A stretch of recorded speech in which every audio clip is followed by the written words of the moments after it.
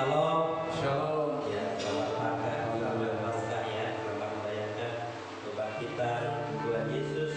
Pada saat ini saya sangat berbahagia ya. Pada saat ini kita bisa berkumpul di tempat ini karena kasih Tuhan dalam hidup kita. Saya percaya ya, pada saat ini kita semua pasti mendapatkan kemenangan bersama Yesus. Amin. Mari kita siapkan hati kita untuk masuk ke ruang Maha Kudus. Semua saya undang bangkit berdiri.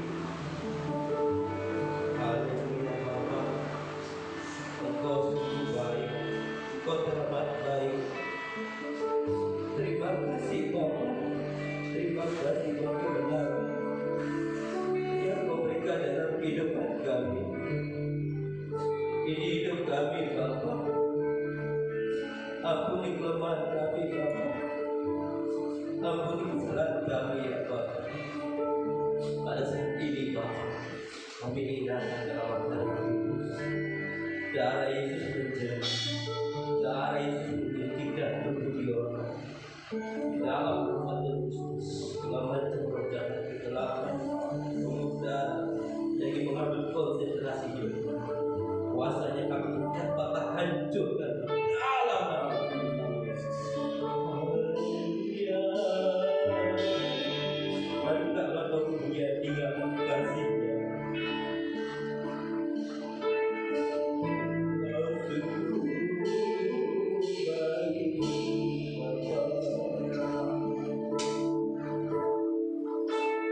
Dengan kebaikannya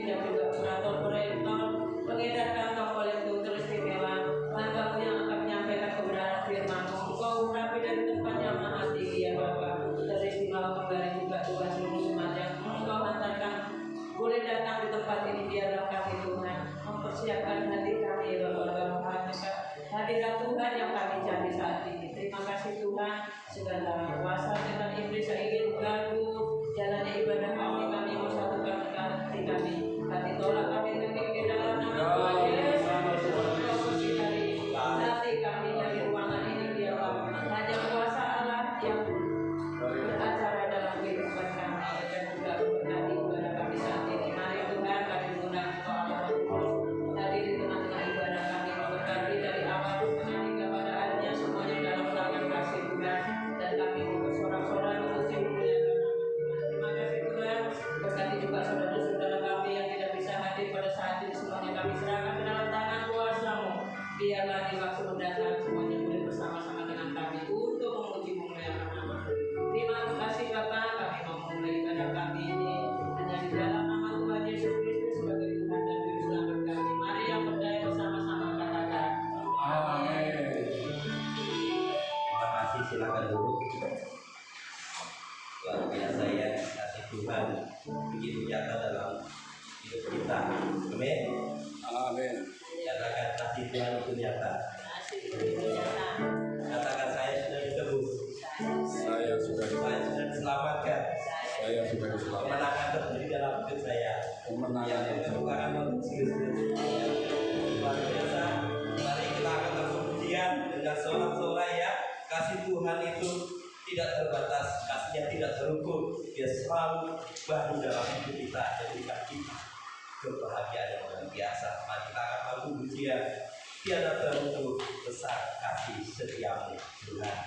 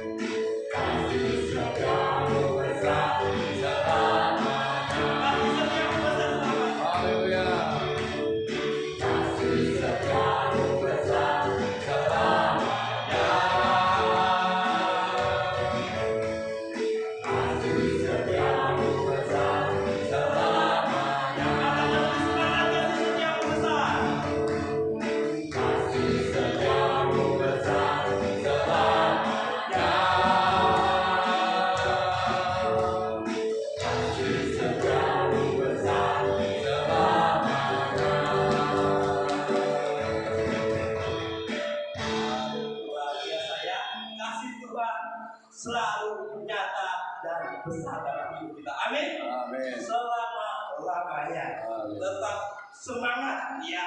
Kita harus tetap semangat. Jangan sampai kita suam-suam itu ya. Dari mana? Ketika kita suam-suam buku, kita akan tertinggal dan kita akan mengalami kelemahan. Itu intinya, mari kita semangat, kita percaya bahwa kasih Tuhan itu begitu nyata dalam hidup kita. Amin. Amin. Amin. Masih semangat? Ya, saya mau berdiri. Kita nyanyikan lagu pujian ini, kuasa yang luar biasa yang saya alami ya. Banyak orang disembuhkan dalam lagu ini, terutama dalam keluarga saya, dan saya juga mengalami mukjizat keajaiban buat anak saya Immanuel sedikit ya. Dia sembuhkan secara ajaib. Tuhan selalu ada dalam hidup kita. Tuhan sembuhkan hidup kita. Tuhan tahu apa yang jadi doa dan pergumulan hidup kita. Mungkin kita sekarang tidak sakit, tetapi jiwa kita mungkin sakit ya. Mari kita semangat bahwa Tuhan Yesus sudah mati dan bangkit memberikan kita kemenangan. Amin. Mari kita bikin hati yang selalu bergembira, hati yang bersuka cita. Kita akan lagu pujian, hatiku senang, hatiku girang. Lebih semangat ya.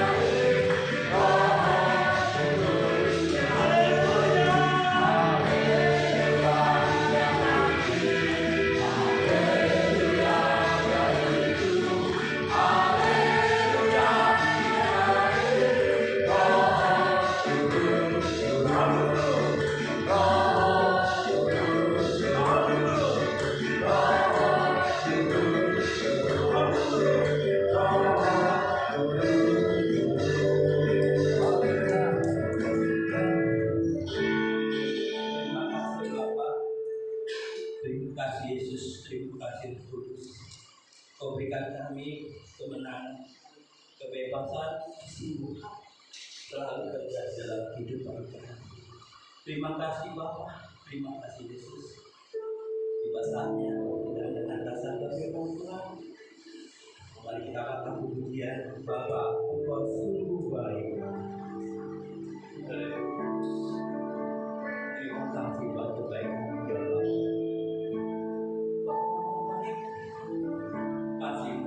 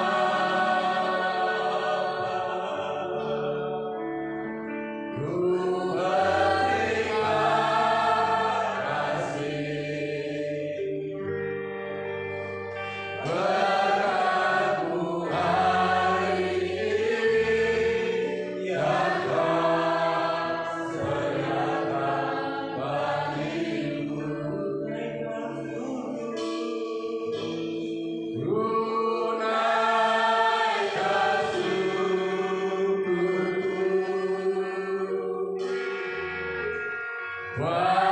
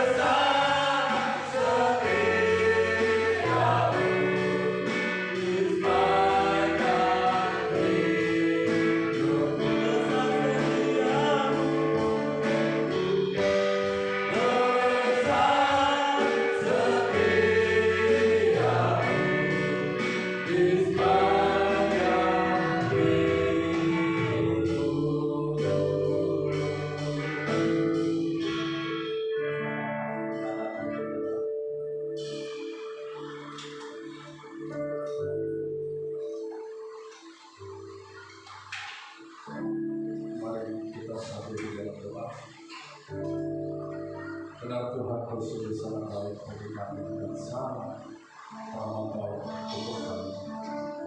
Tuhan segala hormat serta pujian kita bagi kami punya ada sebagai anak yang semakin semua yang terbaik bagi Tuhan. Bukan merasakan kebaikan Tuhan yang terus mengalir di dalam kehidupan kami. Dalam keadaan apapun juga Tuhan selalu hadir di dalam hati kami, di dalam kehidupan kami, di dalam tempat kami, di dalam pekerjaan kami. Terlebih pada saat ini kami boleh merasakan kebaikan Tuhan. Lalu pada hari ini boleh merayakan kebaikan Tuhan. Dialah apa yang kami persembahkan segala pujian dan sudah kami berikan pertolongan di hadapan Tuhan. Jadi sahabat berkat bagi kami dan Tuhan semakin memberkati kami. Tuhan terima kasih buat kasih-Mu yang luar biasa. Dalam surat hati dan langit semuanya berpersembahkan dan berikan kepada kami sehingga kami layak di hadapan. Terima kasih Bapa yang baik. Berfirmanlah kepada kami pada saat ini Tuhan. Pakai hamba semakin heran dan ajaib. Biar kami melalui pemberitaan firman Tuhan hari ini hidup kami juga diubahkan, hidup kami juga diubahkan. Kuasa yang tidak pikiran kami semua dalam kuasa Roh Kudus yang akan memimpin kami dan semakin memimpin kami dan menuntun kami sehingga kami semakin memahami apa yang Tuhan inginkan di dalam kehidupan kami. Berfirmanlah kepada kami Tuhan, berbicaralah kepada kami dan kami memberitahukan kami di dalam nama Yesus Kristus. Kami berdoa dan siap menerima dalam firman Tuhan. Haleluya. Amin. Silakan duduk.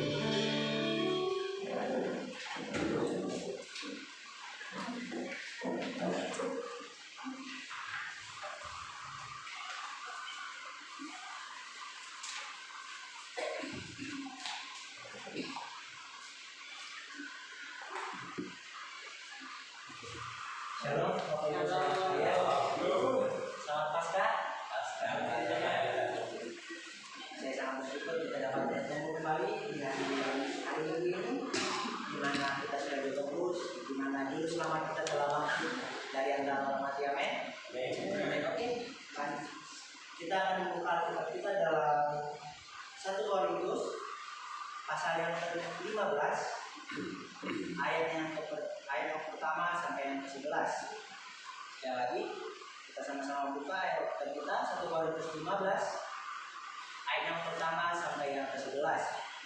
Sebelum kita membaca, saya akan menyampaikan bahwa konteks dalam 1 Korintus ini adalah di mana Paulus ingin memberikan pengajaran yang benar akan kebangkitan Kristus. Jadi Bapak Ibu Saudara, kota Korintus adalah kota pelabuhan, kota yang sering dikunjungi oleh berbagai macam orang. Situ adalah kota perdagangan terbesar pada zaman itu. Oleh sebab itu jemaat-jemaat Korintus sering sekali mendapatkan pengajaran-pengajaran sesat dari orang-orang yang datang atau orang-orang yang ingin datang ke tempat Korintus. Jadi konteksnya di sini Paulus ingin menyampaikan pandangan yang benar atau pernyataan yang benar tentang kebangkitan Tuhan Yesus. Oke, kita langsung saja baca. Berikutnya adalah kebangkitan Kristus.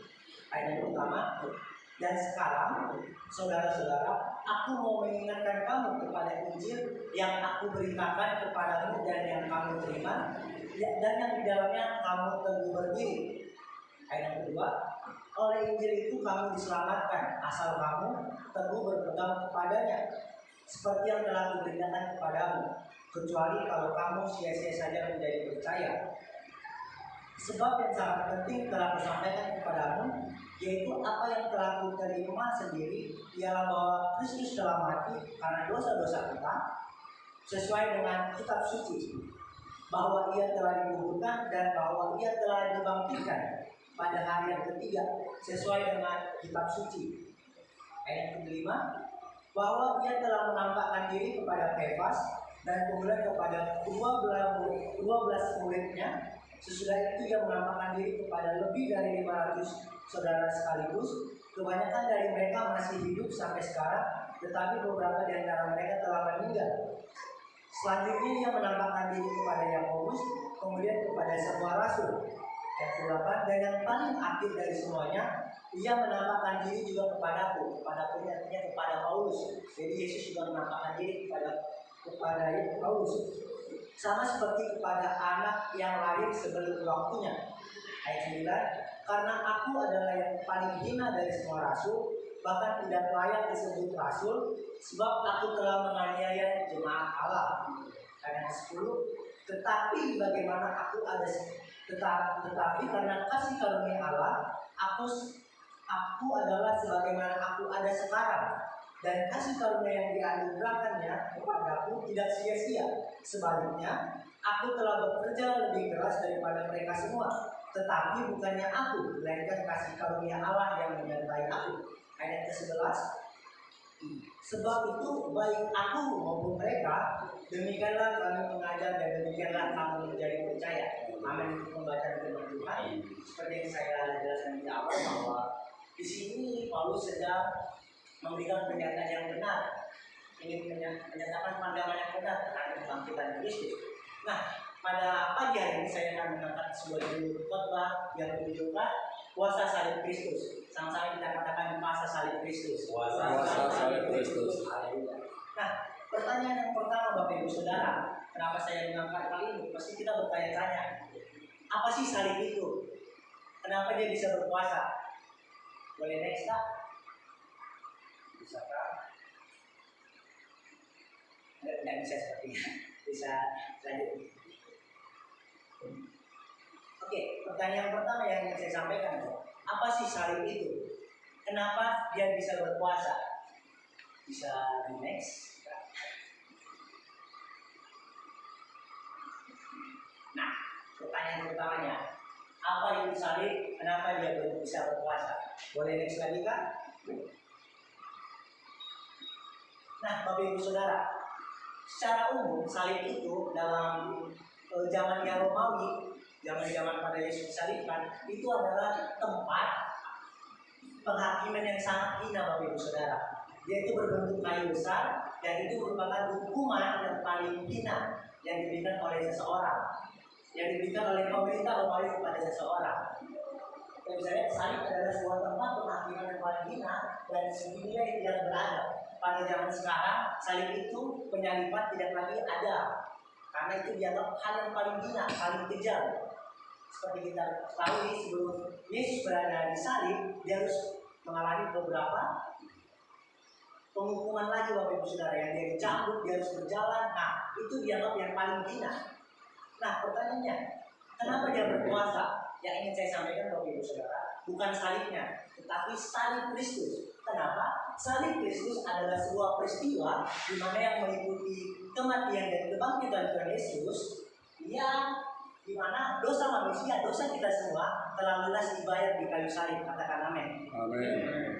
Jadi bukan lagi berbicara tentang kayu yang besar, kayu yang kasar, bukan lagi berbicara tentang tempat penghukuman yang paling hina, tetapi itu di mana peristiwa kita diselamatkan dan kita disucikan dengan darahnya. Katakan amin. Amin. Nah, yang harus kita ketahui juga Bapak Ibu Saudara, salib Kristus adalah dasar iman kekristenan.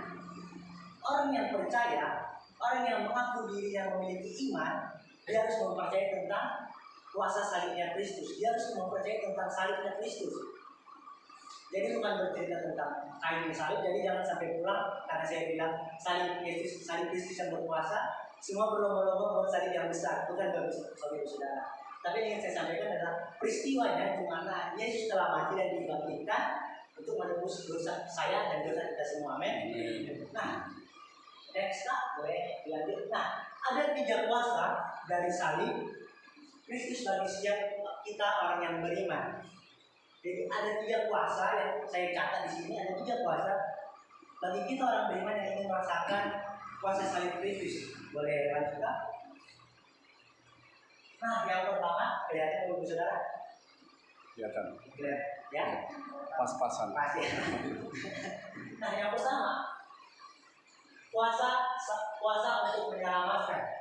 Kita baca dalam 1 Korintus 15 pasal yang kedua. Demikianlah firman Tuhan, oleh Injil itu kamu diselamatkan, asal kamu teguh berpegang padanya, seperti yang telah kuberitahukan kepadamu, kecuali kalau kamu telah sia-sia saja menjadi percaya kepada Saudara. Nah, saya memiliki warna merah asal kamu teguh berpegang kepadanya, asal kamu teguh berpegang kepada Injil. Nah, hal yang pertama yang ingin disampaikan oleh Paulus kepada jemaat yang di Korintus adalah asal kamu teguh berpegang kepadanya. Nah, ini adalah gambaran sebuah iman. Ini adalah gambaran Paulus ingin menggambarkan sebuah bentuk iman yang teguh terhadap apa? Terhadap Injil, Bapak Ibu Saudara. Jadi Paulus ingin mengajarkan kepada jemaat di Korintus agar mereka dapat beriman, agar mereka dapat teguh dalam imannya. Dalam iman seperti apa? Dalam iman kepada Yesus Kristus. Kenapa orang Kristen harus beriman, Bapak Ibu Saudara, dalam Yesus Kristus? Karena di dalam Yesus Kristus ada keselamatan. Katakan amin. Jadi kalau kita tidak beriman kepada Yesus, berarti apa?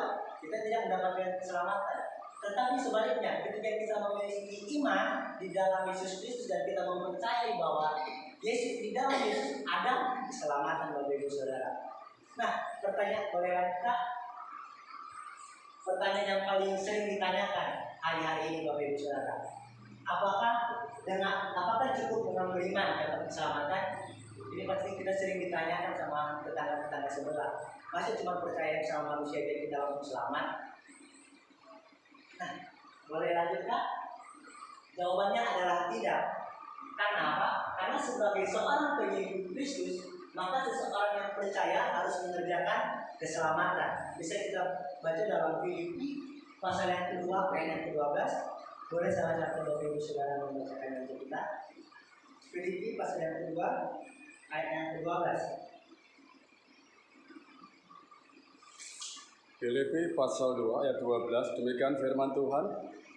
Hai saudara-saudaraku yang kekasih, kamu senantiasa taat, karena itu tetaplah kerjakan keselamatanmu dengan takut dan gentar.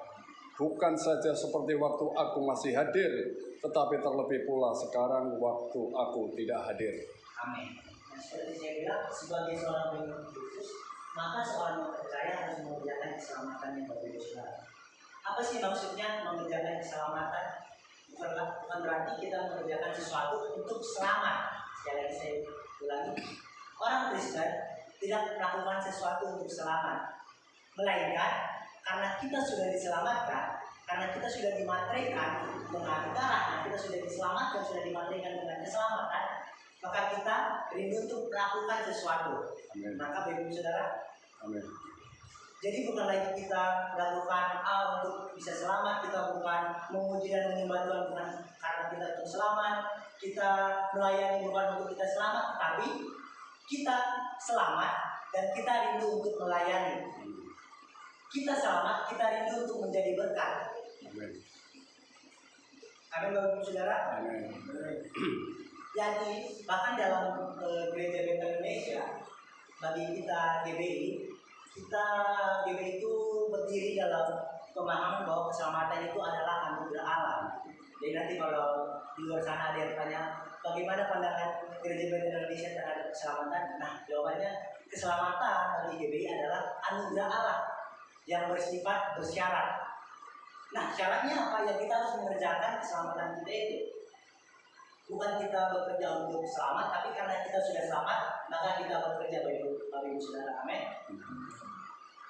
Boleh lanjut Kak?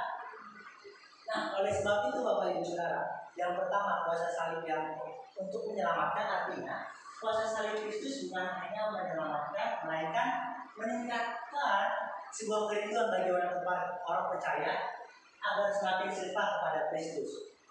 Tujuan kita untuk mengerjakan keselamatan kita bukan hanya berfokus agar kita masuk surga. Kekristenan tidak hanya berfokus kepada masuk surga saja Bapak Ibu Saudara, tapi kekristenan berfokus untuk semakin serupa dengan Kristus.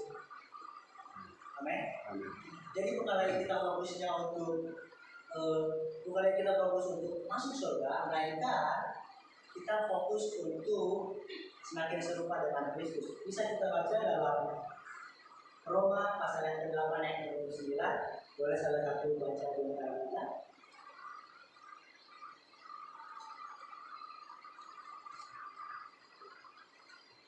Roma pasal yang ke-8 ayat 29. Roma pasal 8 ayat 29.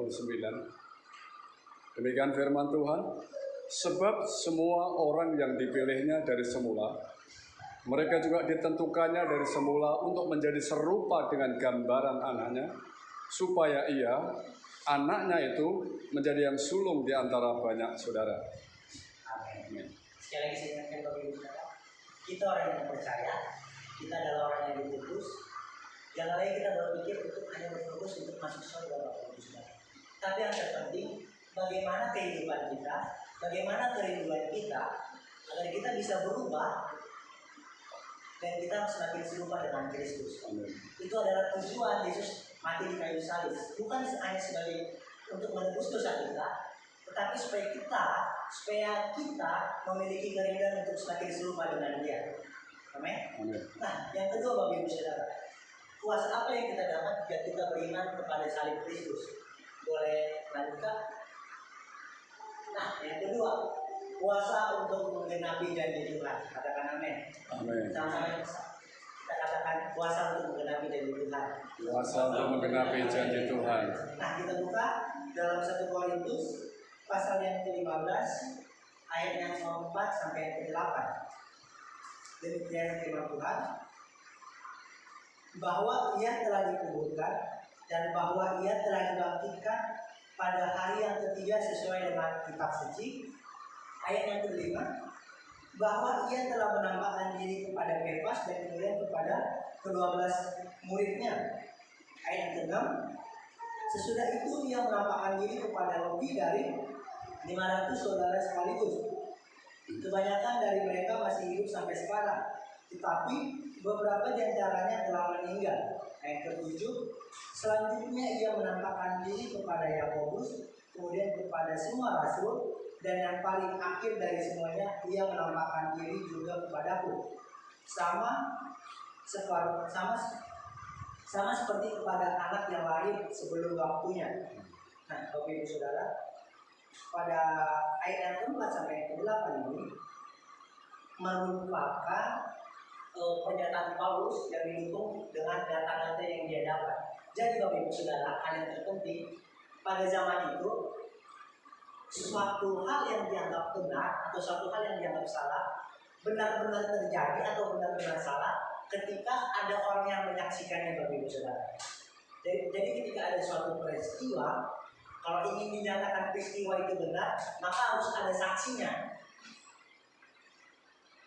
Nah, ingat Bapak Ibu Saudara tentang wanita yang ketahuan berzina yang ingin dirajam oleh batu. Ya, pernyataan Paulus bahwa siapa yang tak berdosa boleh melemparnya. Tetapi kenapa orang-orang pada zaman itu tidak melempar perempuan itu? Bukan karena hal itu, tetapi mereka paham. Maka mereka tidak melihat bahwa perempuan itu tidak berzina. Jadi bisa dikatakan bahwa peristiwa waktu perempuan yang ketahuan berzina ini itu tidak ada sama sekali karena tidak ada disaksikan. Maka mereka ragu untuk melemparnya. Jadi pada zaman itu, sekali lagi saya bilang, untuk suatu kebenaran itu dinyatakan maka harus ada saksi dan harus ada buktinya Bapak Ibu Saudara. Nah, Paulus pada ayat yang ke-4 sampai ke-8 sedang memberikan data-data kepada jemaat yang ada di Korintus. Data yang pertama bisa kita lihat dalam ayat yang ke-4, bahwa Ia telah dikuburkan dan bahwa Ia telah dibangkitkan pada hari yang ketiga sesuai dengan kitab suci. Data yang pertama yang disampaikan Paulus kepada jemaat yang di Korintus ada di dalam kitab suci. Nah, yang kedua, data apa yang disampaikan oleh Paulus? Data-data orang-orang yang menyaksikan kebangkitan Yesus Kristus itu. Orang-orang yang merasakan peristiwa Yesus itu dibangkitkan. Nah, ayat yang kelima dibilang bahwa Ia telah menampakkan diri kepada Kefas. Orang pertama adalah Kefas. Itu saksi yang pertama yang disampaikan oleh Paulus. Nah, kemudian kepada ke-12 muridnya. Ayat ke-6, sesudah itu Ia menampakkan diri kepada lebih dari 500 saudara sekaligus. Kebanyakan dari mereka masih hidup sampai sekarang, tetapi beberapa di antaranya telah meninggal. Selanjutnya Ia menampakkan diri kepada Yakobus dan kemudian kepada semua rasul. Dan ayat ke-8 Bapak Saudara, dan yang paling akhir dari semuanya, Ia menampakkan diri juga kepadaku. Ayat 4 sampai ke 8 membuktikan bahwa Paulus sudah memberikan data-data kepada jemaat yang ada di Korintus mengenai kebangkitan dari Yesus Kristus, baik yang tertulis maupun dari kesaksian orang-orang banyak. Nah, dari melalui data-data yang diberikan Paulus ini memberikan gambaran bahwa kematian dan kebangkitan Yesus adalah sebuah penggenapan janji, bukan hanya sebuah perkataan biasa yang sering disampaikan Yesus, tapi sebuah penggenapan janji, karena itu benar-benar adanya, karena dirasakan oleh orang dan dicatat oleh Alkitab. Nah, oleh sebab itu, boleh next Pak? Nah, oleh sebab itu salib merupakan sebuah tanda bahwa bahwa Yesus mampu menggenapi setiap apa yang telah dijanjikannya bagi setiap orang percaya. Kematian dan kebangkitan Yesus itu menandakan bahwa Yesus mampu menggenapi apapun yang telah dijanjikannya, apapun yang telah Dia rancangkan bagi setiap kita yang percaya. Katakan amin. Amin. Nah, kematian dan kebangkitan Yesus sebuah pengenapan janji yang benar-benar terjadi dan dapat dirasakan oleh setiap orang percaya. Amin. Bukti-bukti yang diberikan oleh Paulus itu bukan sembarang bukti bagi saudara. Bahkan di situ dikatakan bahwa saksi-saksi yang disampaikan oleh Paulus masih ada yang masih hidup. Bahkan katanya dicatat dalam kitab suci. Itu adalah data-data yang sangat akurat pada zaman itu bagi saudara. Nah, boleh next Pak? Nah, salib Kristus merupakan sebuah tanda bahwa Dia mampu menggenapi setiap apa yang telah dijanjikan bagi setiap orang yang percaya kepadanya. Nah, tapi pertanyaan yang terbesarnya adalah, maukah umatnya memiliki iman serta bersabar dalam menanti setiap janji yang digenapi? Kenapa sering sekali orang-orang Kristen kecewa terhadap Tuhan? Kenapa sering sekali kita jatuh dalam pencobaan-pencobaan? Kenapa sering sekali kita suka melukai hati Tuhan? Kenapa sering sekali kita meninggalkan Tuhan? Ya karena kita merasa bahwa Tuhan tidak menjawab setiap doa kita. Kita sering sekali merasa Tuhan tidak menggenapi setiap janji-janjinya.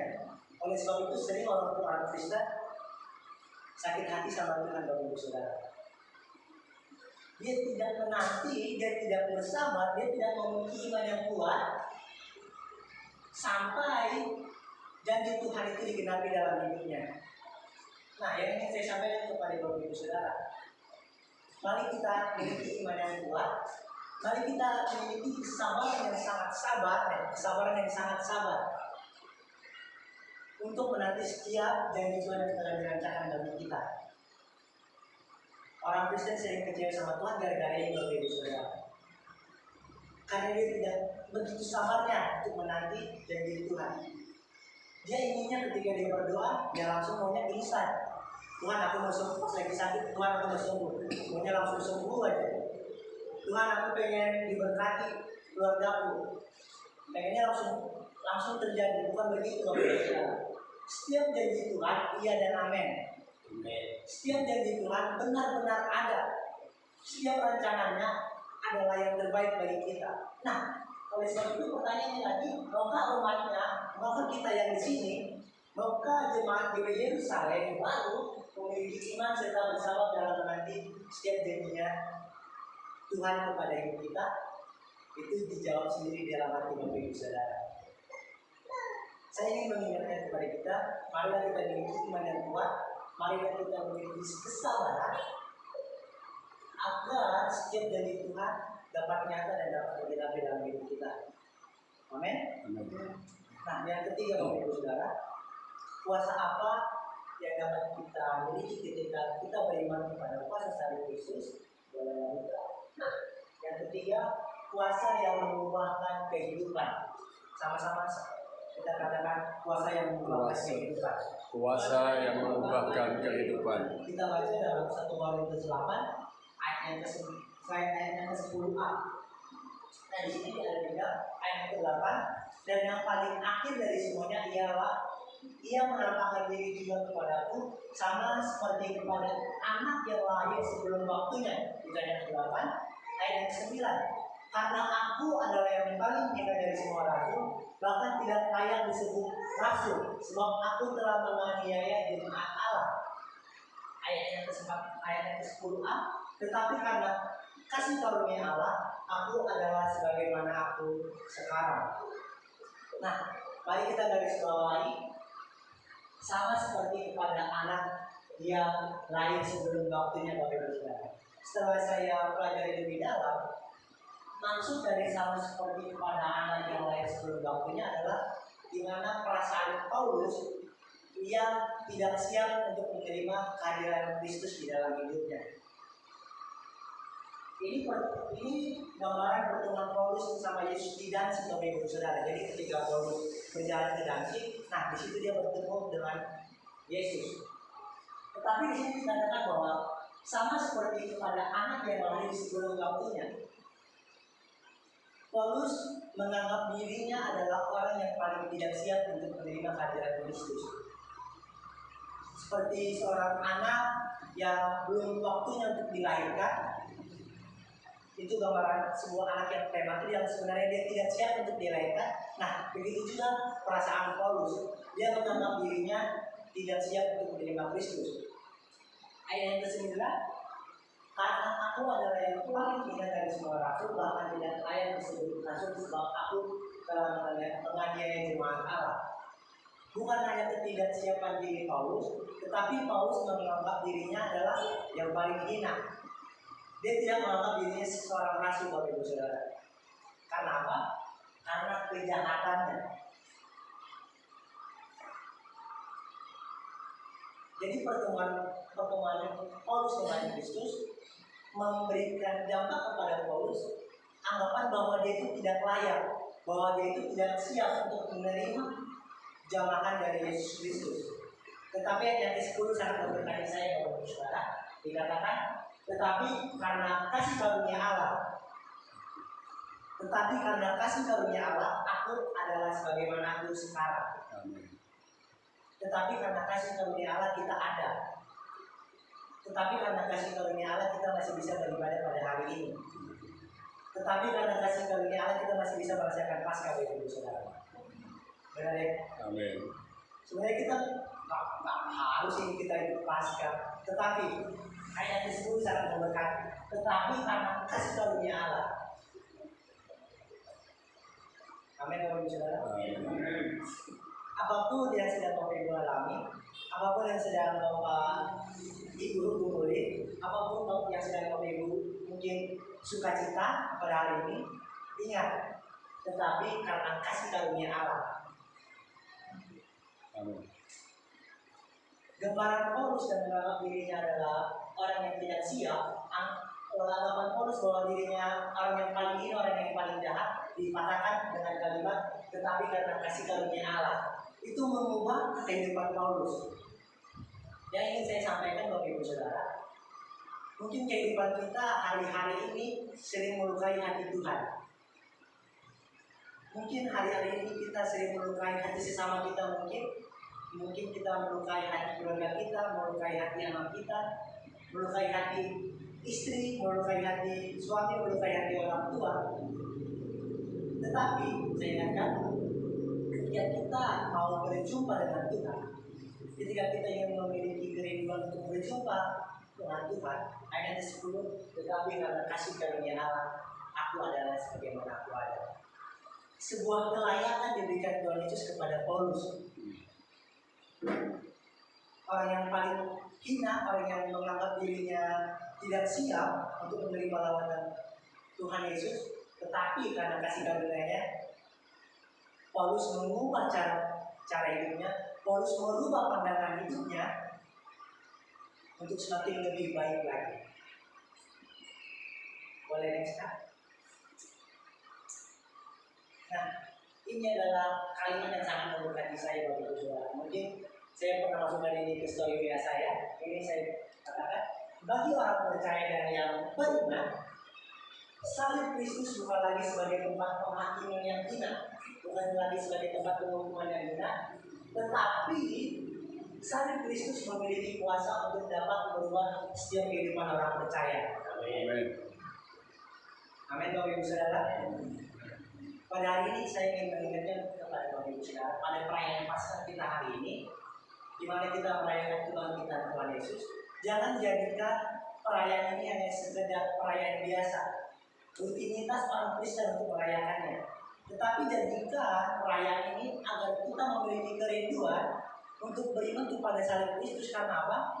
Dalam salib Kristus memiliki kuasa untuk dapat merubah setiap kita.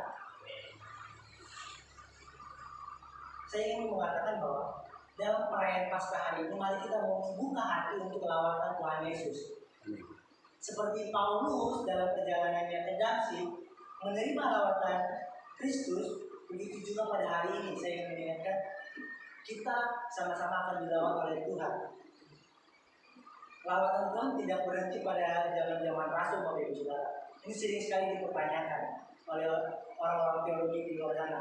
Apakah mukjizat masih ada? Apakah lawatan Yesus masih bisa kita rasakan? Saya ingin menjawab pada hari ini, lawatan Tuhan masih bisa kita rasakan. Amin. Pertanyaannya, apakah kita mau membuka hati kita? Apakah kita ingin membuka diri kita? Apakah kita ingin membuka kehidupan kita untuk menerima lawatan Yesus Kristus tersebut? Ini pertanyaan yang sama yang disampaikan oleh dosen saya, Bapak Ibu Saudara, ketika mempelajari Alkitab. Jangan cuma mempelajari Alkitab, tetapi apakah Alkitab itu telah mengubah kehidupanmu? Apakah perayaan Paskah hari ini, apakah kebangkitan Kristus sudah mengubah kehidupan Bapak Ibu Saudara? Amin, Bapak Ibu Saudara. Amin. Jadi ini saya sampaikan bahwa kuasa salib Kristus bukan hanya sebagai kuasa yang menyelamatkan, bukan kuasa untuk menggenapi janji Tuhan, dan juga merupakan kuasa yang mengubah kehidupan. Jadi ada 3 kuasa yang akan kita terima ketika kita beriman dan percaya kepada salib Kristus. Amin, Bapak Ibu Saudara. Amin. Amin. Ada dia? Siap untuk menerima lawatan Tuhan pada kebangkitan hari ini? Oke, saya undang pemain musik. Ya, kalau pemain musik boleh balik ke depan. Ada satu lagu yang sangat memberkati saya, Bapak Ibu Saudara. Ini lagu diciptakan oleh pendeta Regular Baby. Dia adalah pastornya anak muda Regular Baby. Di sini lagunya adalah Sungguh Indah Pengorbanannya Tuhan. Di lirik pertama dikatakan, kemanakah aku dapat pergi? Oke, boleh kita nyanyikan bersama-sama. Boleh tampilkan.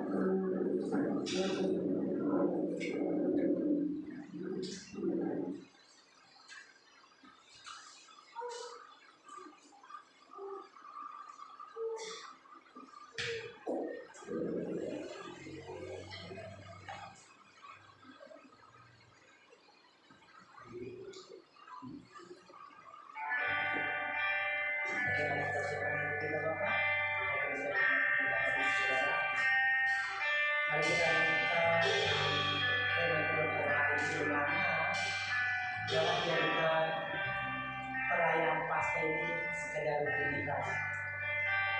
Salib Kristus, kematian dan kebangkitan Kristus itu adalah peristiwa kita disucikan, dan pada saat itu juga Yesus memberikan kuasa terhadap kita semua. Mari kita angkat tujuan kita, kemanakah aku dapat pergi.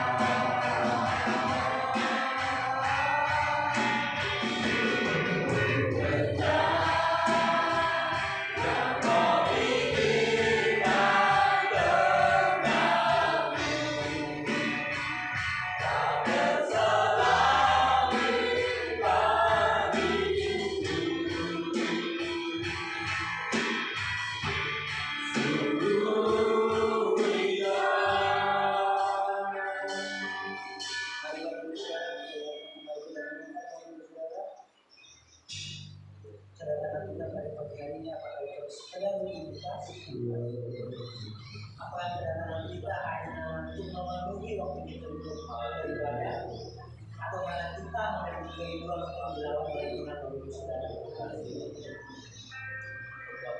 Mari kita mendengar firman Tuhan pada pagi ini bahwa salib Kristus memiliki kuasa yang bisa melawan setiap kita pada pagi hari. Pengorbanannya terlalu besar dari kita dari mari kita mengucap syukur kepada-Nya. Terima kasih.